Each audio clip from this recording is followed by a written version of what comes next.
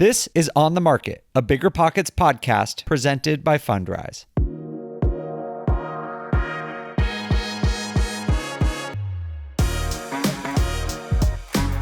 Hey, what's going on, everyone? Welcome to On the Market. I'm Dave Meyer, and today I am not going to be your host. We have a special host today, Mr. Jamil Damji. What's going on, man? Hello. I am happy to host On the Market today because of a bet that you lost. For those of you that were at the Bigger Pockets convention, James Daynard and I, won a bet where we dominated at a debate. And so therefore, I am your host today. And because I am your host today, I have chosen a great topic, and it is called The Depressing Show. Yes, guys, I plan to depress everybody today, but actually not depress, because if you look at what we're going to talk about, we're going to show you how you can make a tremendous amount of money and find big opportunities in a down market. So don't get depressed, because everything that we're going to talk about today will be an opportunity for you to gain. But before we get into that, we're going to take a quick break.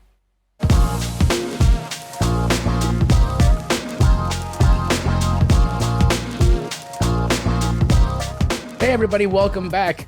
Let's hear from our panelists first. Henry Washington, how are you today, brother? I am doing well, sir. Thank you. Thank you for doing this. I wouldn't say you dominated the debate. I would say you eked out a slight victory on a technicality. But I mean, you won, so we're here. But thanks for having me. Well, you know, I appreciate the fact that you're a very sore loser, but we did dominate, and it was a fantastic debate. I mean, look, you showed up, you did your best, but it just wasn't enough. Kathy, so good to hear from you today. How are you?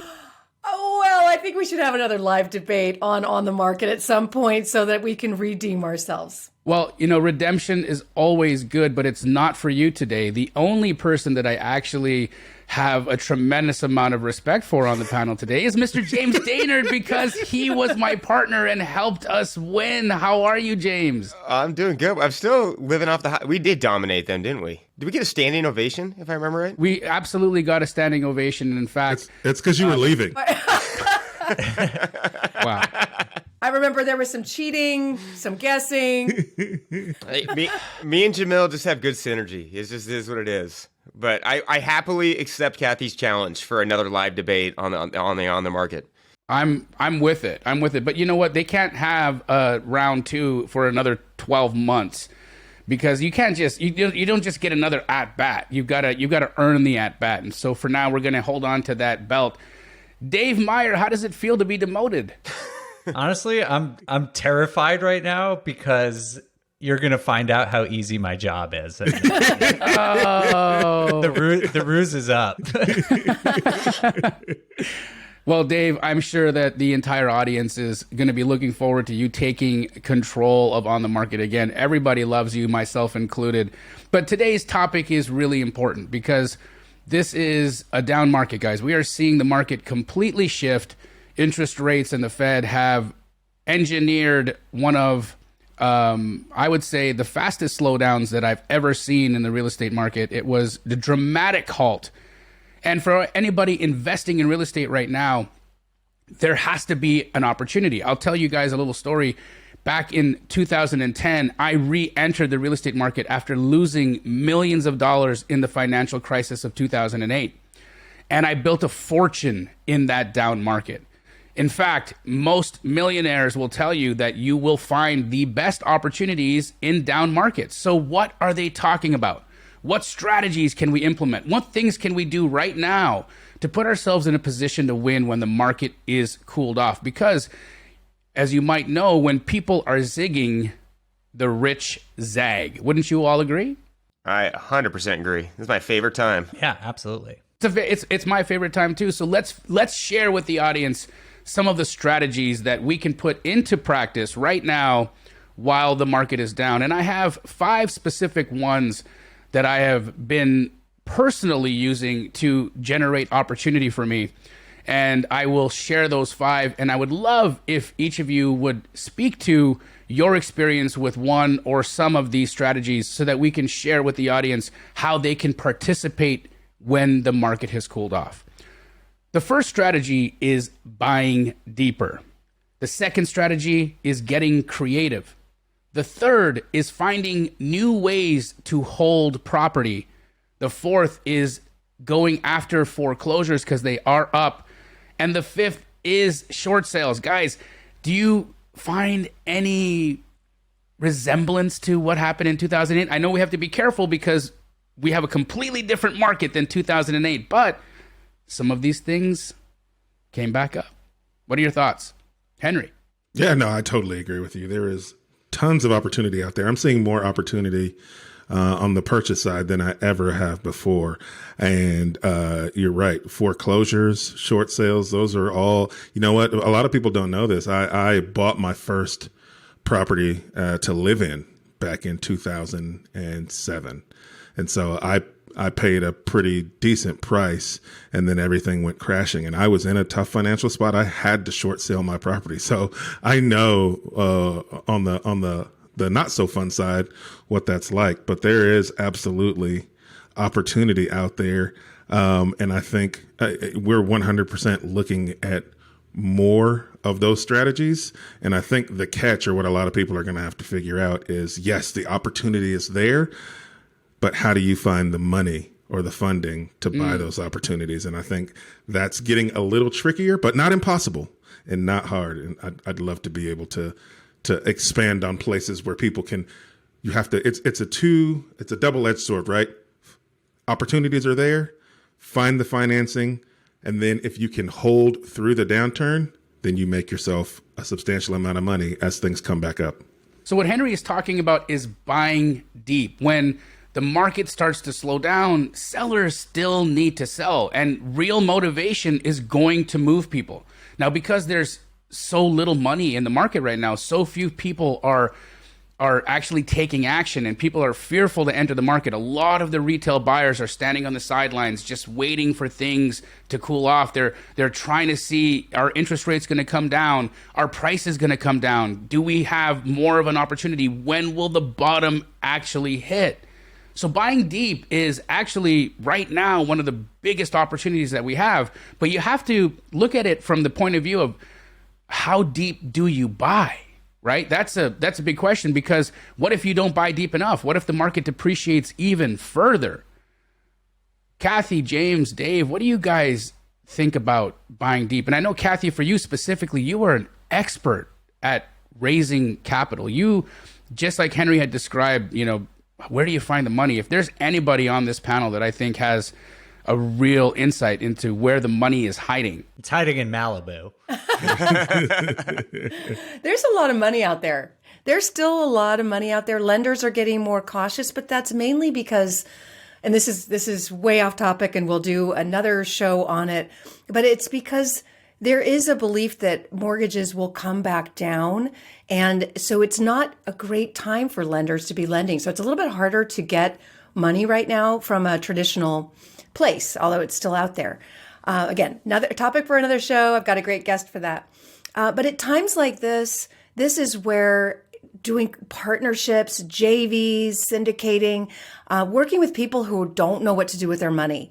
Maybe they have a self-directed IRA and they're just frozen. They don't want to lose any money in the stock market. There are people who want to invest and know that there's opportunity, but don't really know how to take advantage of that opportunity. They don't have the experience, but they have the money. Maybe they don't have the time. So it's times like this that private money, talking to people who just want their money secured to something, because you could. What are they getting elsewhere? What kind of return are they getting elsewhere? They could lend to you, be in first lien position at, what are interest rates today? What, 7-8% return that they could get being secured in first lien position on your deal? Private lending is a wonderful opportunity for people to be able to participate with you. You bring in the experience and they bring the money. I started syndicating in 2009 before I even knew what that word meant, which was basically collecting money from lots of people. Lots of people invest together. It's it's regulated by the Securities Exchange. It's the SEC. So it's different than the Department of Real Estate. There are lots of rules about how to use other people's money. Even if you're just using one, if you have just one partner, you still have to be very aware of security law, because if the person bringing the money isn't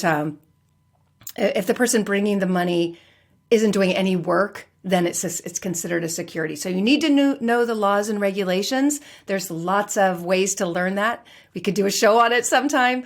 But this is an opportunity. If you could do that, you can acquire so many great deals. So that's why we have a fund started right now. And we're going deep, as you say. We're getting discounts on property that we could not even bid on before. There was a wait list for these properties. Now we're getting discounts. It's incredible. Incredible. That's a feeding frenzy. And of course, there are a lot of people right now who have taken big hits in the stock market and are looking for alternative opportunities to invest. And real estate is always a great option for folks, especially in times like this when you can get incredible deals. And James, I've been following your social media, has been watching you walk properties, and you are one of the most talented renovators that I've ever seen. But I also know you to be an extremely talented acquisitions person. And so tell us, how are you and your team pivoting right now? Because if there's anybody who can navigate the waters that we're in right now with great grace, it's you, Mr. Daynard. I appreciate that. I always try to be graceful, but I think this is a great topic. Like buying deep, what does that mean, right? Like everyone's like, oh, the market's getting unsteady. What do you need to do to get into a safe deal? And everybody's answer should be different, right? And going into like what Kathy was just talking about, cost of money, the first thing you got to figure out if you want to define how you want to buy is what is your cost of money, right? You have to know what that financing debt's going to be, what the worst case scenario is, and then you put that into your pro forma at that point. So like for us buying deep right now, we bought hundreds of homes in 2008 and 9 when the market was crashing down rapidly, and we were flipping properties like on the regular. So it's a business model that works, but you have to be really good at implementing the right plan and knowing what your buy box is based on your own costs. So for buying deep for us, based on that, is what we're doing is we're packing our pro forma, is where we're taking right now, because we see that the treasury yield's higher. The economy is not kind of loosening up, and the Fed's going to keep increasing rates. And so we think that the market is going to keep coming backwards a little bit. And that's okay as long as we build that into our metrics. So buying deep for us, we're using our ARV values at comps that are only 30 to 45 day sold and pendings at this point. So it's very current, recent data. In addition to, because we think rates are going to increase, we're knocking 5% off that number. Because that's if we think that there's an annual 6% slide coming, if we are in and out of our flips in 6 to 7 months, we're going to knock 5% off that value at that point. In addition to cost of money, we're running this with extension fees already built into our pro forma because it could take longer to sell these things. We're adding 2 months of debt cost of whatever our debt cost is going to be. And that's why it's so important for you to understand what the actual expense is. If it's 12% money, that's fine. In 2008, we were borrowing at 18% money from a loan shark, essentially. And that was okay. It was this. I always talk about this guy because he really did. Was it Jamil? It was Jamil. It was. Wasn't me. It was me. Yeah, it was Kathy. Should have known. Well, speaking of sharks, Jamil, I still have our Snuggie shark outfits, by the way. So those have to come out. But it doesn't matter what your interest rate is as long as you build it into the deal, right? Like even when it was 18%, I wasn't sweating the 18%. I just had to put it in my pro forma. And then as we think the market's going to slide down, we're adding 2 months to our hold times, and we're adding in extension fees because usually we're getting a 6-month term. And we're just accounting for that up front. So that goes into our deep buying process. In addition to, we've increased our margin expectations by 10% than what we were buying 9 months ago. So if we were targeting to make 30 to 40% with leverage on a deal, we're now targeting 50 to 55%. So we've increased our margin expectation. We've taken the juice out of our ARVs with actual logical information to us that we think there could be another 5% slide. And then we're over budgeting for our financing and debt cost because it could go longer right now. as the market slows down, transactions slow down. And lastly, we're putting 10 to 20% contingencies on our construction just to pad that deal a little bit more. Even though we have seen a sudden drop in construction costs over the last 30 days, I've already clipped down my budgets by 10%. And so, like for me, defining what buying deep is, yes, buying deep is buying cheap, but you really want to think about what are all your expenses, pack those expenses, and then that will give you the defined buy box of what you should pull the trigger on. And that's really what we're focusing on, is just putting the metrics in, padding it, and as long as it clicks out that way, we'll buy that deal. We just bought 3 homes in the last 2 weeks. It's, there is good buys out there, but you really need to define it. Just don't gut check them anymore. The last couple of years, you could kind of gut check a deal, buy it, and make some money. Yeah. Not going to happen anymore. I love what you're saying right now. In fact, you gave me insights that I haven't been using either, like baking in the extension fee. That's something that I completely missed on all of the flips that we've been purchasing recently. And now I feel like I need to be texting my team and letting them know, hey, guys, bake in an extension fee as well. I think what you just said right now was magical. Everybody needs to be taking notes. Guys, he is baking in added construction costs. He is increasing his profit margins. He is baking in a slide of 5%. He's only using data that's 90 days or newer and checking pendings. All of the things that James is saying to you right now are as good as of a crystal ball as you could possibly get. The data is the crystal ball, guys. And if there's anybody on this panel, and a panelist, used to be a host, but a panelist that is tied to data and understands data better than anybody else that I've ever met in my life, Dave, what the heck is happening out there, and what do the numbers say is going to happen? I mean, if there's anyone that I know is studying the trends, I feel you have an insight beyond any of us on this entire episode. So what do you see is going to be coming around the corner, Dave? Well, I was gonna just sit here and not talk because this is kind of my day off. But you've flattered me enough, so I'll respond to this. I love it. Thank you. I think this point about buying deep is excellent, and it's kind of just returning to like being what an investor is. When I was started investing back in 2010, like you never paid what people were asking for. You always like that's just what investing is. You try and get a deal every single time. And so I think that there is a lot of downside risk in the market, that property prices are going to drop in a lot of markets. And my advice and what I'm trying to do is to head that off by basically saying, okay, my market might decline 5 to 10%. So that's what I would offer under the asking price, so that if it does go down 5 to 10%, that you are protected. You're not going to get it exactly. And honestly, if you're off by a few percentage points and it goes down on paper, if you're a buy and hold investor, it's not a huge deal. But so the question is, how much is your market going to go down? And no one really knows. I think the best way I've heard it described is we had John Burns on the show recently, and he said that he expects all of 2021's appreciation to be wiped off the board. That's what I've been saying for the last year. I think we're going back 2022 20 pricing. Which is still up from pre-pandemic. So like, I think that's still like important for people to know that this, depending on how you define a crash, but like you look at markets that popped 20% last year, they're probably going down 10 to 20%. But if it went up 5 to 7%, that's probably the ballpark, at least you should be considering for how much below current values, they might go. But I mean, again, Kathy mentioned this, so this is a whole different story. But if mortgage rates do come down, and a lot of people are forecasting that, the downside might not be as bad as I think a lot of the more bearish forecasters are calling for right now.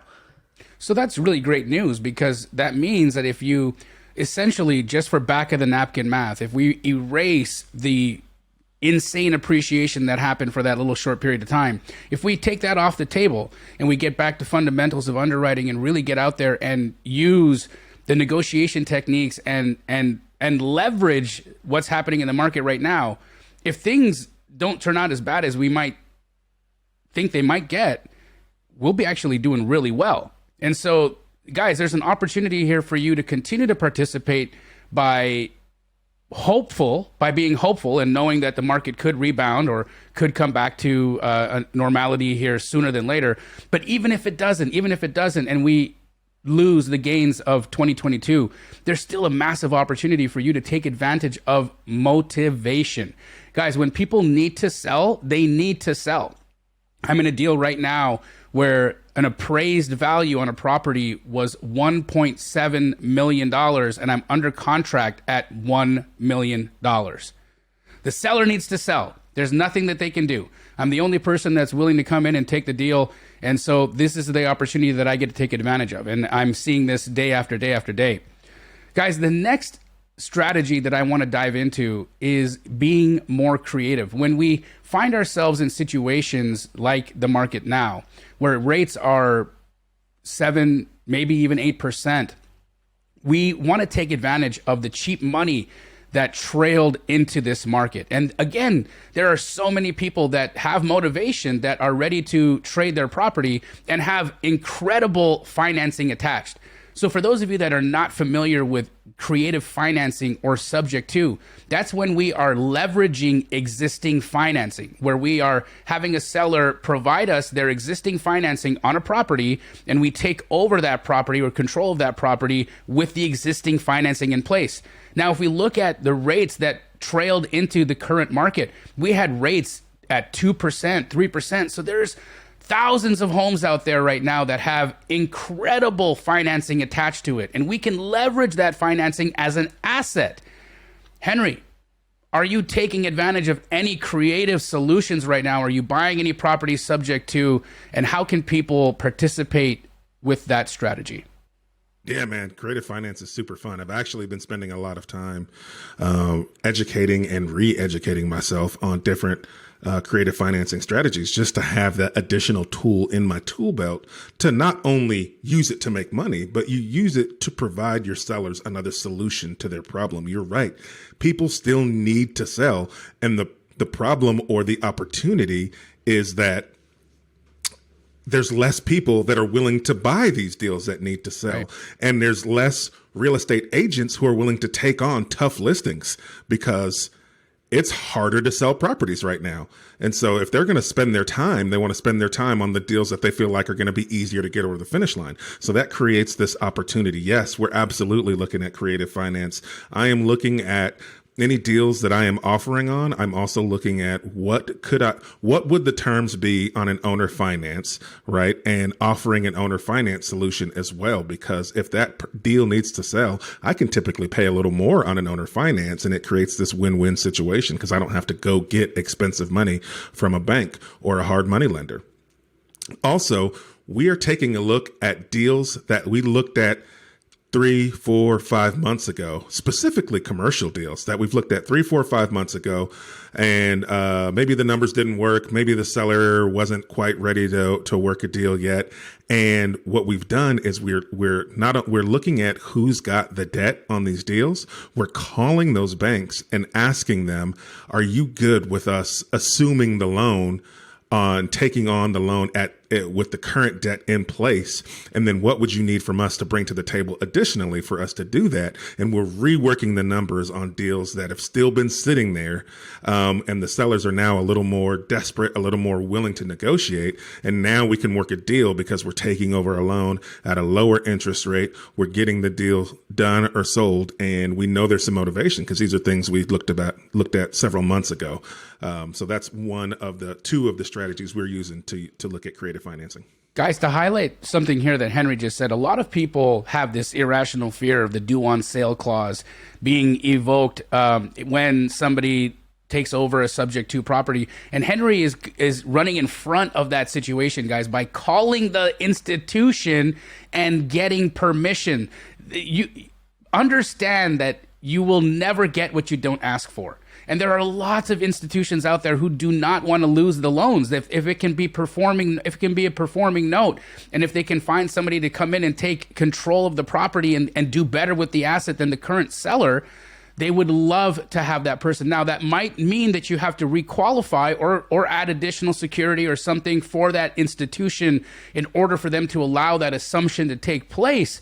But guys, that money is so cheap. We're talking low, 1%, 2%, 3% loans. You guys could really get and take advantage of those opportunities. Dave, what are you seeing there? Jamil, I've seen in the last week 2 deals for commercial, like 12 to 20 plex units in Colorado, where the seller has arranged that with their financier. Because they're motivated to sell and they know how difficult it is for you to find a loan, they are going to the banks and advertising that the loans are assumable by the buyer, which is just incredible. And one of them I was looking at was at 3.2%.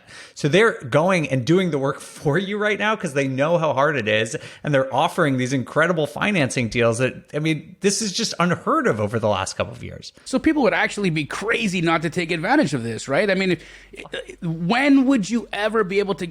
Again, I don't see rates coming down to 3%. I don't. I even with the market rebounding and turning around again, I do not think we'll find ourselves in money that cheap again. So these opportunities, guys, if you look at an amortization table and you see how much you spend in interest, how much you pay in interest, if you can take advantage of this cheap financing, it doesn't matter if you're paying a little bit more for the building. Over time, you are going to win. And I see that smile, Kathy, and I know that just tickles your fancy. How are you guys taking advantage of creative opportunities right now in your business model? Well, it really is important to have banking relationships because there are a lot of commercial properties that are in trouble right now. I don't see that so much with residential, but we're obviously seeing an uptick there. But with commercial, a lot of people got into bridge loans or they didn't do proper underwriting. And having those banking relationships, I have banks contacting me all the time saying, "Hey, do you like this deal? Do you want this deal? Will you look at this one?" Because a lot of banks they're not real estate investors. That was how we did our first syndication. We were able to just take over the bank loan. It was 26 townhomes, riverfront, waterfront in Portland that were 70% complete, but not finished. And the bank failed. There was a $3 million loan on it. The value was about $20 million. We just took over the note. And we were able to finish out those properties because a bank's not going to do that. They're not going to finish out a 70% almost finished product. So, banking relationships are a great way. And I mean mostly with kind of the portfolio lenders, the private lenders, because they're maybe stuck with some stuff they want to get rid of and don't know what to do with. So that's one way for sure. It's a good time for that. I couldn't agree more. Relationships are incredibly important. And when we're talking about getting stuck with and holding property, I mean, holding and being creative and expanding our thought process on how we can hold property if we end up having to wait out a market cycle, right? And James, I'm fixing and flipping right now, and I'm holding some of these luxury flips that I have to be creative on how I can refinance these properties and cash flow to hold them until the market takes some kind of rebound. I know you to be one of the most incredible fix and flippers in the entire country.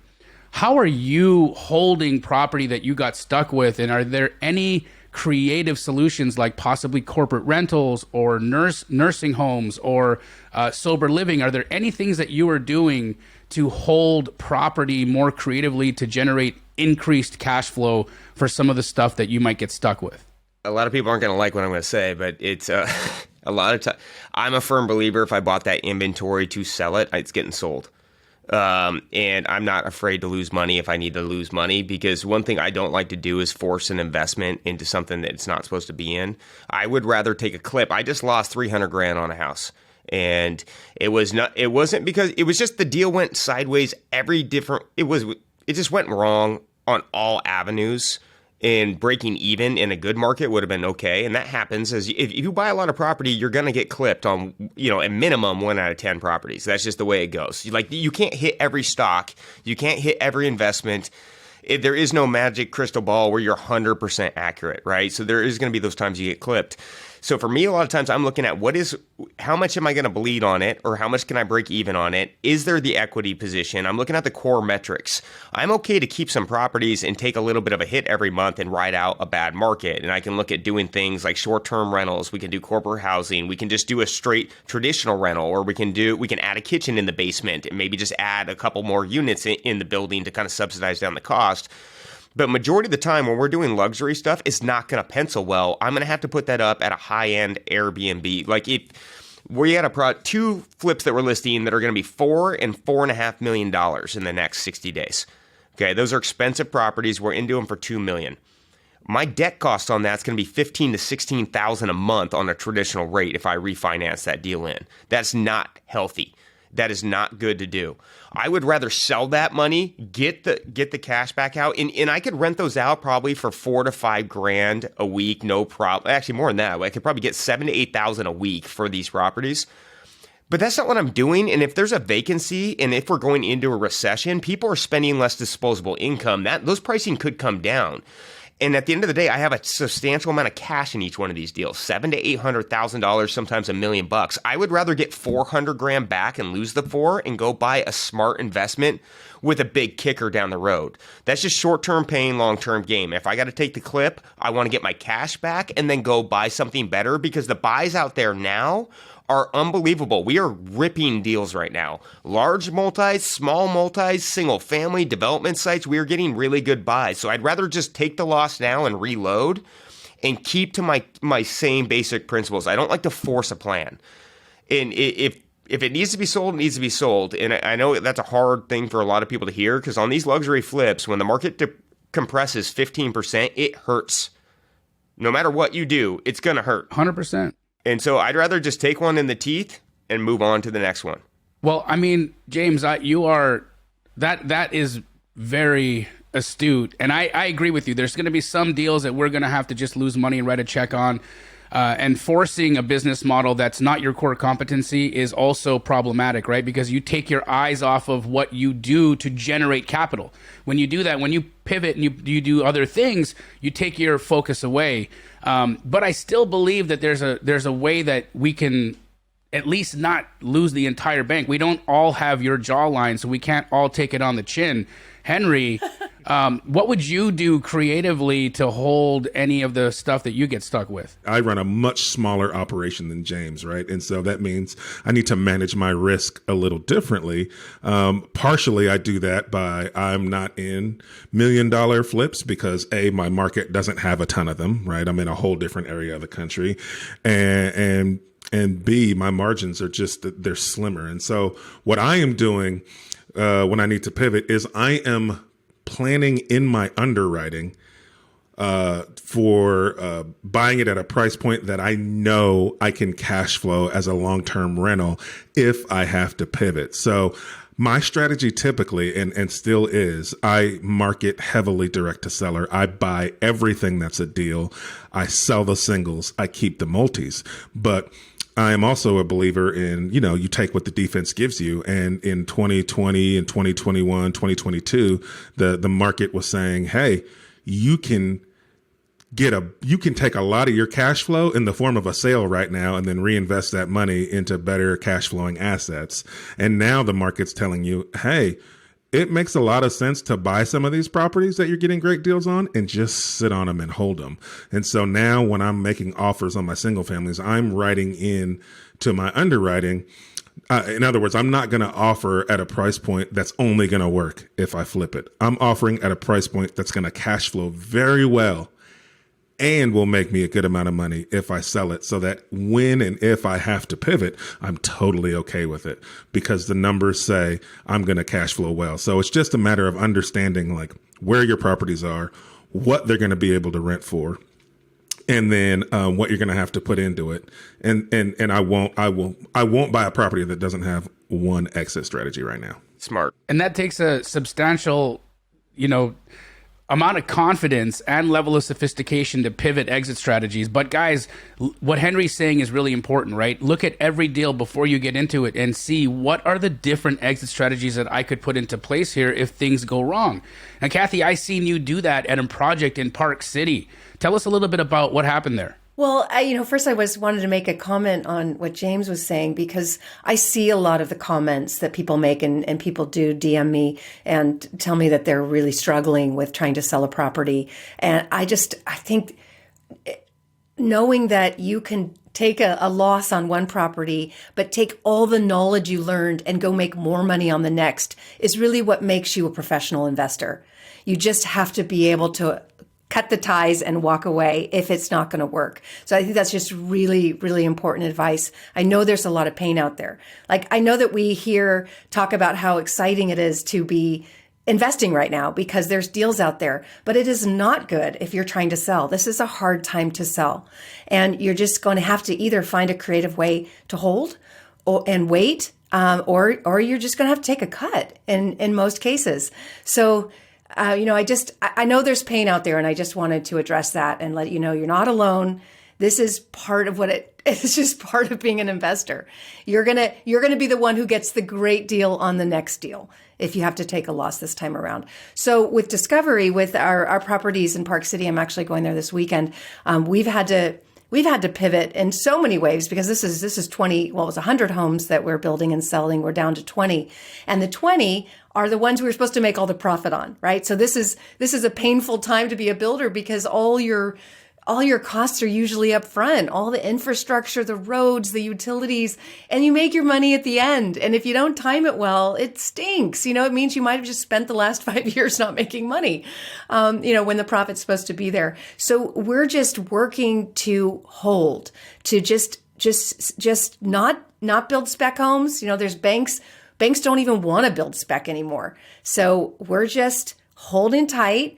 And I have a very different perspective than a lot of people. I really believe that mortgage rates follow inflation. And I believe that inflation is going to be not under control, but we're going to start to see it go in a better direction because we're just simply comparing year over year and the average of the year. So we know that inflation was really low in the summer of last year. So when we're comparing, it's terrible numbers. And we knew that. We knew it was going to look bad. But starting in October, that's going to change. But we're not going to get the results of that till November or even December. So there's still going to be pain. But right around the corner, unless we have major problems with diesel and energy and gas and that's another issue, we're going to see inflation go down most likely, and that would bring mortgage rates down. And I just think that there's going to be another housing boom. I know I might be alone here on the panel thinking this, but summer of next year, when we're down to maybe low, like 5% rates, there's just not inventory and there's demand. And when we get down to a 5 or a low 6, it's going to be a boom again. So I don't think this opportunity is going to last very long, honestly. So if you can just hold for a bit, that's great. Or create a financing. In answer to your question, some of the ways that we're selling what we will build or that people want to build is shared vacation rentals. There's technology that's bringing in more options. I know people who are using technology to just rent by the room. That's really cool. The medium-term rentals, there's options to just be able to hold a little bit and not buy into the fear.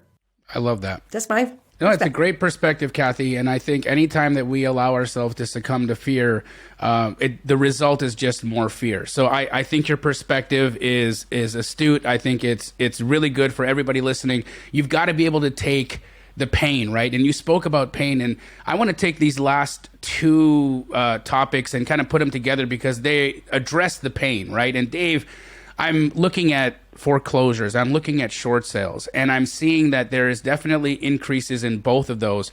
Have you done any studying to find out how much they have been increasing and where they might be leading, or what indicators they're showing us the market to do, or where the market is going in the coming little 90 days with respect to the pain that we're feeling as sellers?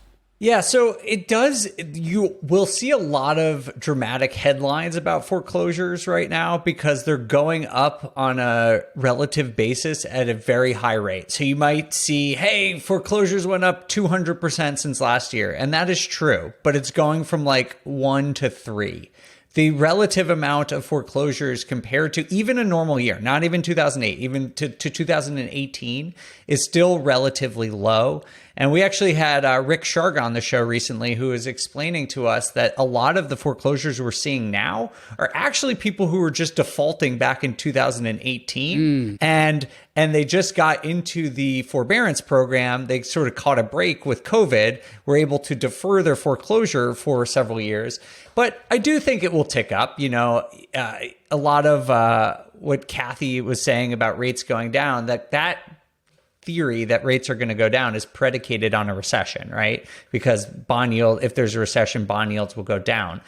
So if that happens, there probably will be a slight uptick in foreclosure, but I don't think it's the point where we're going to see anything like what was going on in 2018. Generally speaking, Americans are in one of the strongest cash positions they've ever been in and are very well positioned to service their debt. If you just look at credit scores, you look at foreclosure rates, default rates, they're really low. And that what I'm talking about here is mostly residential. I think James actually had a really interesting point about defaults in a recent show in a commercial space. I don't really know that much about that data-wise, but I think there will be an uptick, but I don't think it's going to be this feeding frenzy. And I think one of the things that we talked about, I forget who the other guest was who said this, but someone was saying that they don't expect the foreclosures to really even reach the auctions because banks are not gonna, they're much smarter and they learn to hold on to these assets or not to sell them at such a steep discount as they did last time. So I think there will be slightly more opportunity, but it's not the strategy I would count on. I love that. But I also really want to highlight that one position where there could be some opportunities in the commercial space. And James, I know that if there's anybody on this panel that would be able to deploy the capital to take advantage of a possible foreclosure or a short sale situation in commercial real estate, you'd be the man to do it. What are you seeing, and are you making any purchases in that realm right now with what you've been seeing in the market, commercial wise? Yeah, we come from, that's where I grew up in real estate, was banging on foreclosure doors and working short sales back in 2006, 7, and 8, and 9. And I will say about short sales, it's a miserable process for me. We used to do like 300 short sales at a time for servicing. I will never do that business again. It was just not enjoyable. It was very much a pain. But where I do short sales is I like negotiating and targeting foreclosures and short sales with paper that wants to move things, right? This is not traditional Fannie, Freddie Mac paper. That's a slow process. It goes into a box. You can't negotiate as fluidly with them. And so what we have been doing is I've been calling over the last 30 days and my phone is ringing off the hook. Construction lenders, hard money lenders, private lenders, and people that were underwriting deals these hard money lenders were asking for so little down on these investments. They were asking for like 10% down, funding 100% of rehab. And now the market has came down 20% in some of these sectors, and their paper is overvalued at that point. And they are bankers. They are not rehabbers, right? Like, we actually own a lending business in Seattle, and we are actually rehabbers. So if something goes wrong, we're going to come in, fix it, stabilize it, get rid of it. But most operators are not in the lending space. And what they want to do is they want to move paper. That's how they make money. What they don't make money on is sitting on assets that are just compounding and dilapidating as it goes, right? A lot of these things are half built. They're not moving forward, and they're going down in value as it speaks. And so a lot of times I'm actually targeting more of the business sector, like a B2B foreclosure situation rather than the homeowner. Like the homeowners, I do think there is going to be some opportunity there in like people that overpaid, that did very little money down, they're going to walk away. I think that does happen. I also do think we are going into a recession, and I think people, yes, locked in great rates. They worked on their DTI in the now, but I think people's income are going down right now. Like people's income is going to be less over the next 2 years, or at least that's what I think. If they were stretched to a 50% DTI and their income goes down 20%, that's a problem. I don't care what your rate is. And so those are the sectors that I do think there's some opportunity. And actually, that's where I think the sub-2 financing is going to come into play. Like if it's a nice cookie cutter house and they're in default and you can take it, assume their loan, pay it current, and then take over, that's a great rental for you down the road. But the short sales and foreclosure, we are targeting B2B opportunities. People moved a lot of money over the last 12 to 24 months. They want to get the paper off their books. A lot of these lenders have I call them daddy lenders. They're not the people financing the deals. Their daddy is going to call their notes due, and they're going to have to pay off these lenders that they sold notes to. And I want to step in the middle of that, right, and buy those deals. And for me, it's a great opportunity. There's going to be half-built things. A lot of this stuff's already going to be permitted, which is 9 to 10, 12 months of hold times that I can cut right through. And I can go directly to the source, take over the project, and usually buy that paper. That was where we were buying our best deals in 2008. It wasn't buying property, it was buying paper in distress. They were selling it to us at like 20 cents on the dollar back then. And if you could buy that paper that cheap, it was like we would buy the paper, take it to foreclosure, and a lot of times it would get bid up to 40 cents on the dollar, and we would rack 100% return in a very short amount of time, or we got it back and we got to stabilize it and we would rip those deals. So working with people that don't want to deal with assets, bankers will get rid of a property a lot quicker than a homeowner will. So that's actually what we're targeting right now, foreclosures in the business and commercial space. Incredible.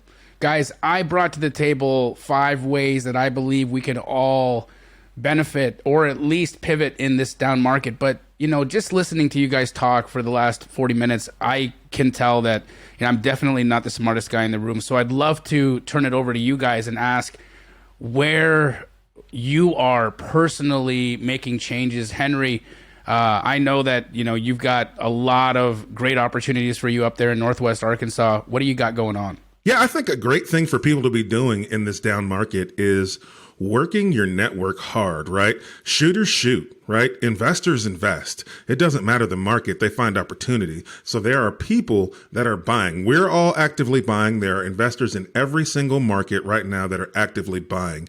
I think there's a great opportunity to find really, really good deals and sell those deals or assign those contracts to the shooters, right? The buyers. I think your competition is going to be less because as things get more difficult, economic times get harder, I think you're going to see less wholesalers active, right? Less deal finders active. It's not because especially the ones who haven't developed a strong buyers list, right? Because that's the part that's going to be hard to find now. The deals are going to be out there, but if you don't have a strong buyers list or a strong way to dispo your deals, you're going to be stuck with telling people you're going to put their property under contract and know where to take it. So if you can develop that strong list of buyers, you can make money hand over fist right now because the buyers are still buying if you find that right network. And so I think I think it was Kathy who alluded to it earlier about finding private money, talking to your network.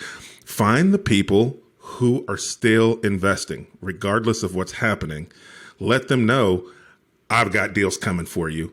And then you can take advantage of buying deep and then assigning those contracts to the buyers who are out there active in these markets looking for those deals. Great advice. Kathy, what do you got going on that's different? Oh, good. It's not different. It's what we've been talking about. We've got, we're syndicating. We're back into syndicating heavily.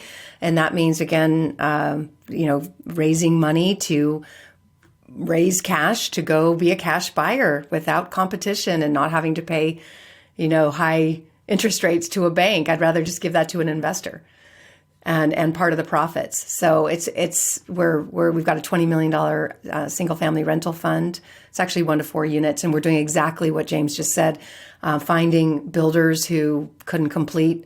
My partner has operations in Dallas. So she's got property management. She's got all the repair teams. She's got the acquisition people. So we're able to just go in where somebody, just got a little too aggressive, didn't understand how to build or how to do a reno, and we're able to pick it up for cheap, finish it off, but we're keeping it. We're not selling because this to me is not a seller's market. It's a time to be buying and holding, in my opinion. When it's time to sell, we'll sell. But, these cash flow. So it's a little bit different than what James is doing because these actually cash flow really well. So we're just going to hold we're sharing the cash flow with the investors and sharing the profits with the investors. That's great. Relationships win all the time. James, what do you have going on? It's all about restructuring deals for us right now. So as the market, one thing I've learned is, we've been through five different little market cycles since I've been doing this in 2000. We started in 2005 and we've seen all sorts of things go on. And one thing I have learned is you have to pivot and change your whole structure of your business and how you operate with every market change. And one thing that I like to do in transitionary market is we're actually engaging. We can find the deals right now. Finding the deals isn't a problem. I have lots of properties coming in. They're large multis. We've done a couple syndication deals recently. Small multis with development upside we're looking at. Fix and flip, we're still buying. Development, we're buying with only permitted sites now to cut the cost down. So we kind of know that strategy. But how we reduce risk and what we're doing right now is we're actually meeting with our strategic partners that we've known for a long time, right? And a lot of these people, we're looking at different ways to joint venture deals, because half of it is we want to make sure we know that time is a killer right now. There's two things that are killer on deals: time and debt cost. And so what we're trying to do is address those two items. The first thing is time. Is we started engaging. We know that our contractors are actually low on work right now and pricing's coming down. They need work and they need better kickers on them. So we've actually met our best 3 contractors and we have propose joint venture deals with them to where I can operate, focus on my business, focus on getting the deal flow. And then we are giving them 30% of each deal, but they are getting these projects done 25% below budget and it's moving extremely quick, right? And that's going to reduce my exposure to a bad market. I'm happy to give money away to make sure that I'm staying in and out and fluid in the market. So that's the first thing is they're doing. Finding joint venture deals with operators that can reduce our risk through professionalism and good strategies. The second thing we're doing is instead of looking at the same way that we always look at it, hey, find a deal, get whatever debt costs we can get, which might, right now, debt cost, short-term bridge cost has gone up 3 to 4 points in the last 90 to 120 days. You used to be get money at 7-8%. Now it's 11 to 12. And that is going to consistently keep going up for a little bit. So what we've done now is how do we reduce that risk? Well, we can go find bigger money partners that are not great operators, because what we've seen over the last 2 years is a lot of people bought assets, they made a bunch of money, but they didn't really have the right plan, but they still made money anyways. And these people know that they went 100% over budget. They got a little bit lucky, but they're cash liquid at that point. So what we're doing is we're proposing to looking at deals and bringing in JV partners where we're giving them a pref return and an equity split because it reduces our carry cost no matter what and mitigates the risk down. So we're focusing more on the strategic partnerships and how can we operate with and mitigate risk during transitionary time rather than just trying to buy cheaper and do those things. And so really lean into your partners, figure out where the synergies are, figure out what everybody's good at, and then put the puzzle together. And then we're buying based on what puzzle pieces we put together. And it's all about the resources and the bench. And by doing this, by having this, it gives us I can go still do luxury flips if we're very liquid on cash, because what kills us on a luxury flip is our payments 10 to 15 grand a month to carry that house. It's expensive. And if we can reduce that, wipe that off, we can still get in those deals and we're buying them for substantially cheaper, mitigate the risk, and still rack the good returns. So we're just looking at deals differently. That was mind-blowing, James. I had not renegotiated with my contractors yet either. So again, another insight that I'm going to take back to my team and implement immediately. Dave, what are you doing differently out in Amsterdam right now to help your investing over here stateside? Well, actually, this is the first time since I've moved to Europe that I've actually been pretty seriously considering buying individual properties. I've been just doing syndications and funds over the last couple of years because I couldn't play the game when you had to bid and respond to a seller in 4 hours because I'm asleep when you guys are all doing that stuff. But now, since there's actually things are sitting on the market and you have time to actually consider some deals, I've actually been, in addition, I'm still doing syndication investing, but actually looking at buying in Colorado again. It's starting to make sense for the first time in 2 or 3 years for me. So I'm super excited about that. That extra time also just gives the seller a little bit more anxiety because you're sleeping and they're what is he doing? Why isn't he signed Why yet? is he taking so long? How aloof. Yeah, Guys, this was really fun. Dave, thank you so much for letting me win that bet. I know, actually, I know what happened, guys. You guys felt sorry for me and you wanted to give me a win. So you were like, hey, let's just let Jamil win the debate and let him have a takeover show. I know it was all a conspiracy behind the scenes to love on me a little bit. But thank you so much for giving me the chance to take over the On the Market show today. Dave, how did I do? Oh, you did great, man. Now I get to go on vacation. I'm going to call you, and you can do all the planning and research too. This would be great. This was a lot of fun. Guys, again, if you have not yet subscribed to this channel, please like and subscribe and leave us a review on whatever platform you're listening to this podcast on. It's really important and it helps our numbers. And from myself and the rest of the panelists here and our old host, Dave Meyer, we will see you on the market on the next show. On the Market is created by me, Dave Meyer, and Kaylin Bennett. Produced by Kaylin Bennett. Editing by Joel Esparza and Onyx Media. Research by Pooja Jindal. And a big thanks to the entire BiggerPockets team. The content on the show On the Market are opinions only. All listeners should independently verify data points, opinions, and investment strategies.